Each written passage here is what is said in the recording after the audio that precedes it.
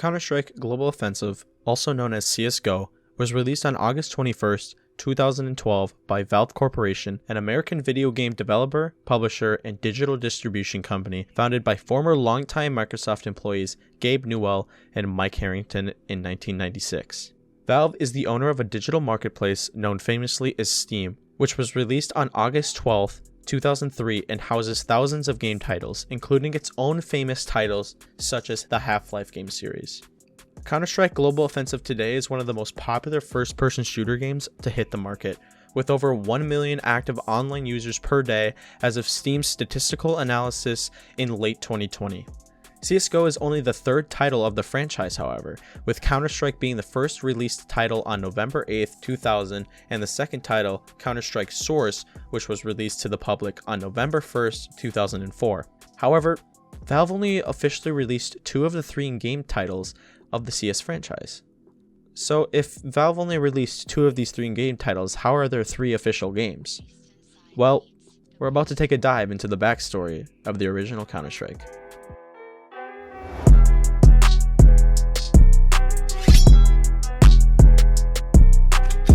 Now, what is Counter-Strike?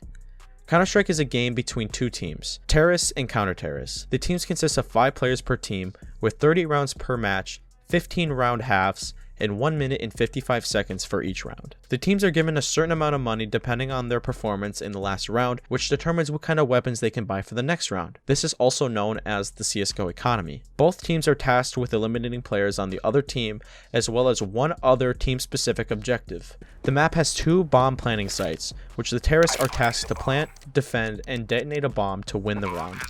Counter-terrorists are tasked with eliminating the terrorist team from planting this bomb on one of the 2 sites to win the round. So now that you kind of get a basic understanding of how the game functions, who made Counter-Strike in the first place? Counter-Strike was first developed in 1999 by 2 developers named Min Lee and Jess Cliff as a modification to the already popular Valve game Half-Life.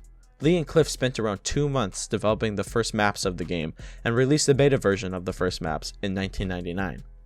After getting a lot of attention from the Half-Life community, Valve offered 2 positions as developers to help create a Valve official Counter-Strike game, which the 2 gladly accepted. The Valve team, along with Lee and Cliff, officially created and released a new Counter-Strike game named Counter-Strike Source, marking the first CS game by Valve. This game grew rapidly in popularity due to the modification mentioned previously already being so popular within the community. Soon after its release, it quickly became one of the most popular first-person shooter games on the internet. So, what makes Counter-Strike so popular? Well, this is simple.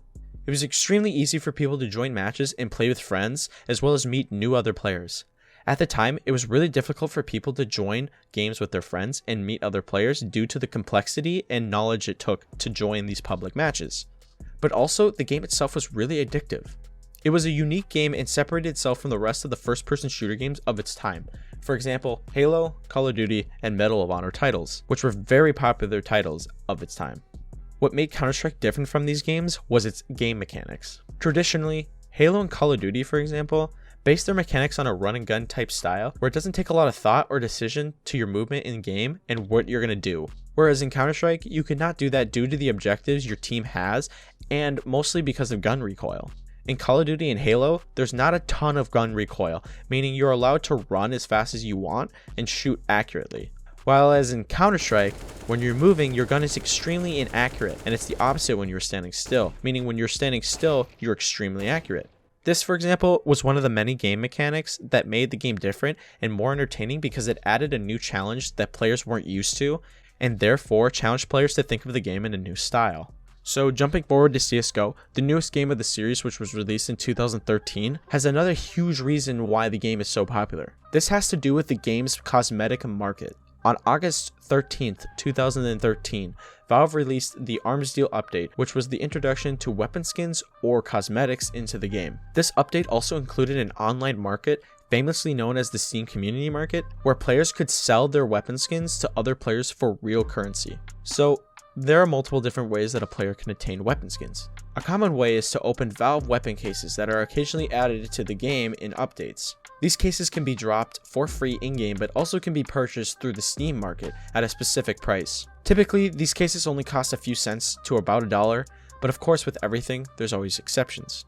In certain instances, cases can cost up to $30 for one case. This is due to the rarity of the case and the demand for the skins in those cases, but more on that later. To open these cases, you must buy a key for this case through Valve, which will cost around $2.60 after tax per key. The key can be only used once for one case and has to be used on the specific case that you bought it for. For example, if you buy a Broken Fang case, the newest case released in Counter-Strike today, you would have to buy the Broken Fang key and use the Broken Fang key on the Broken Fang case to open it. You could not use a Broken Fang key to open a Shattered Web case. Since the case and the key are different, you would have to buy a Shattered Web key to open the Shattered Web case. There are a total of 34 cases released in CSGO through its history, and not to mention the sticker capsules and souvenir packages, which adds more to that number. Basically, there are a lot of ways to unbox skins in CSGO. So now, why do skins cost so much money? Well, there are different rarities within each case that influence the price of the skin. The rarity table, from most common to most rare, goes as follows: mil-spec, restricted, classified, covert, and an exceedingly rare item, also known as knives. So mil-spec, restricted, classified, and covert skins are only gun-specific skins. They cannot be knives. Knives are the exceedingly rare items, which are very valuable in Counter-Strike.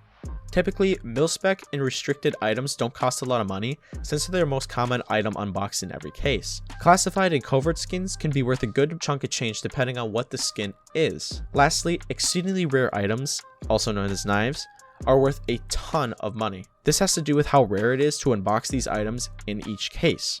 So to put that in perspective, the percentages of acquiring these items in the categories are as follows. Mil-spec, you have a 79.92% chance of unboxing a mil-spec skin. You have a 15.98% chance to unbox a restricted skin, a 3.2% chance to unbox a classified skin, a 0.64% chance to unbox a covert skin, and a 0.26% to unbox an exceedingly rare skin.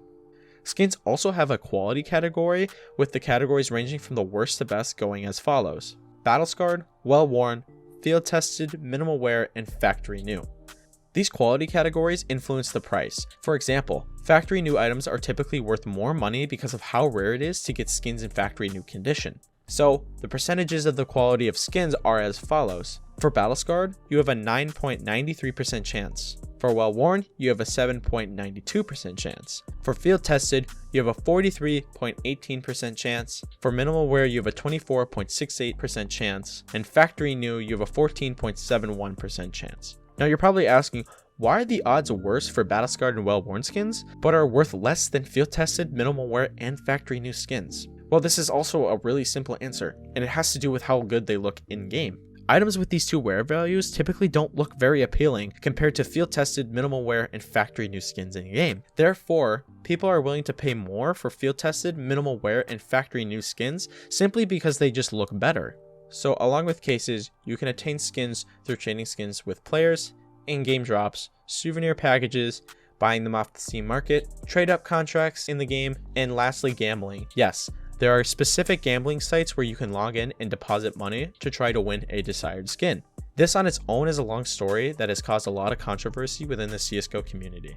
To touch on this, websites were taken down by Valve, innocent people were manipulated by these sites and were scammed for thousands if not millions of dollars, and many players, including pro players, were banned from playing CSGO forever because of these sites.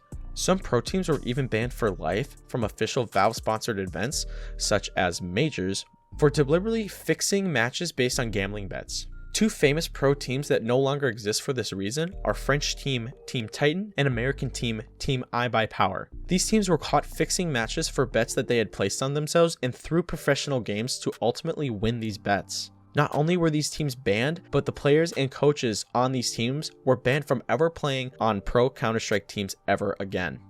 Regardless, skins have a massive impact on the community and is one of the many reasons why the game continues to attract new players each year. There are 3 total Counter-Strike games within its existence, with Counter-Strike being the first released game in 2000, the second game, Counter-Strike Source, being released in 2003, and the latest version of Counter-Strike, Counter-Strike Global Offensive, being released in 2012. The Counter-Strike series became popular because of its different mechanical playstyle, strong and faithful community, and its uniqueness compared to those games among it. Counter-Strike will go down as one of the most famous games in existence, and hopefully you'll hop on the train and see what the hype is really about.